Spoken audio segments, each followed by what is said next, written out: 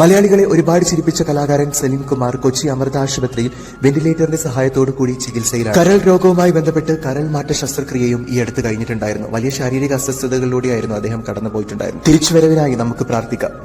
എന്റെ കണ്ണിന്റെ ഒരു പ്രശ്നമുണ്ട്. അതായത് ഞാൻ എവിടെയെങ്കിലും ഒറ്റയ്ക്ക് ഇരിക്കുന്നുണ്ട്. ഞാൻ ഹോട്ടലിലൊക്കെ ഒറ്റയ്ക്ക് പോയിരിക്കുന്ന ആളാണ്. അത് സിനിമ കാണാൻ ഒറ്റയ്ക്ക് പോകും, അത് കഴിഞ്ഞ് ഫുഡ് കഴിക്കാൻ ഒറ്റയ്ക്ക് പോകും, അങ്ങനത്തെ ഒരാളാണ്.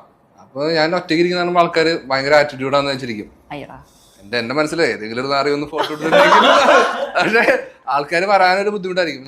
ഒന്ന് സലീം കുമാറിനെ പോകണം, ഒബ്വിയസ്ലി ജാടി ഉണ്ടാവും എന്നുള്ളൊരു സാധനം ഉണ്ടാവുമല്ലോ. എനിക്ക് അങ്ങനെ വലിയ ജാടയുള്ള കൂട്ടത്തിലൊന്നും അല്ല. അതിനുള്ള ജാടി ഇടാനുള്ള അർഹത ഇല്ല എന്നുള്ള അറിയാവുന്ന ഒരാളാണ്. അതുകൊണ്ട് തന്നെ അതില്ല. ഇപ്പൊ ആരെങ്കിലും അങ്ങനെ കാണുവാണെങ്കിൽ ഒറ്റയ്ക്ക് ഇരിക്കുന്നുണ്ടാണെങ്കിൽ എന്നെ ഡിസ്റ്റർബ് ചെയ്യാം, അപ്പൊ അന്ന് ഫോട്ടോ എടുക്കുക, എനിക്കൊരു പ്രശ്നമില്ല. പക്ഷെ കൊച്ചിനിപ്പോ കൂടെ അഭിനയിക്കുമ്പോൾ ഒരു സുഖമുണ്ട്. ആ മനുഷ്യനിപ്പോ നമ്മൾ രണ്ടുപേരും അഭിനയിക്കുമ്പോൾ ഞാൻ അവൻ ഷൈൻ ചെയ്യണമെങ്കിൽ അങ്ങനെയൊക്കെ കുഴപ്പമില്ല. പുള്ളി അത് സപ്പോർട്ട് ചെയ്തിരുന്നു നമുക്കത്. അല്ലാണ്ട് പുള്ളിക്ക് അതിന്റെ ഒരു അസൂയെ ഞാൻ ഈ തമാശ പറഞ്ഞ് ഇങ്ങനെ പറയുമെന്ന് പറഞ്ഞിട്ടുണ്ടെങ്കിൽ നോന്നോ അല്ലാണ്ട് മോഹം പുള്ളി ഇരുന്നിരിക്കുമെന്ന് തന്നെ. അപ്പൊ നമുക്കത് ഇതാണ്. അതെ, നമ്മൾ കോൺഫിഡൻസ് കൂടെ നമ്മുടെ. അപ്പോ അതേപോലത്തെ ആള് ഞങ്ങൾ ഒരുപാട് ദുർമടങ്ങളാണ് അഭിനയിക്കുന്നത്. അപ്പൊ എന്തെങ്കിലും തമാശകൾ നമ്മൾ അനീഫിനോട് പറയുമ്പോ അനീഫ്ക്ക് അത് നമുക്ക് സപ്പോർട്ട് ആർട്ടിസ്റ്റ് എന്ന രീതിയിൽ ഞാൻ അങ്ങനത്തെ സപ്പോർട്ട് ചെയ്യുന്ന നടനെ ഞാൻ കണ്ടിട്ടില്ല എന്റെ ജീവിതത്തിൽ.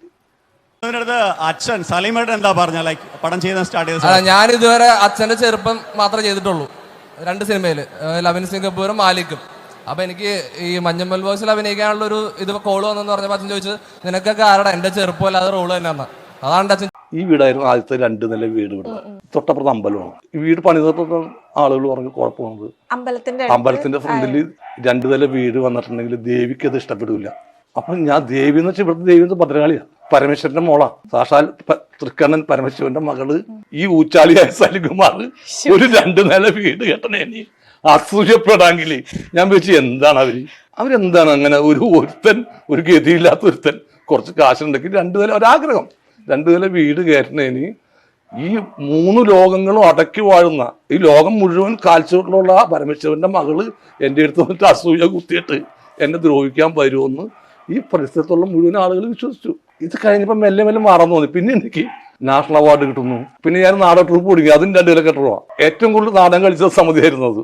അവർക്ക് എവിടെ നിന്ന് സമയമൊന്നേ ദൈവങ്ങൾക്ക് സലീം കുമാർ 2 നില വീട് കയറ്റി വിടുക, അല്ല 1 നില വീട് കയറ്റി എന്നൊക്കെ നോക്കാനുള്ള സമയമില്ല അവർക്ക്. അതാണ്. അങ്ങനെ ഇതെല്ലാം കഴിഞ്ഞു. പ്രളയം വന്നു 2018.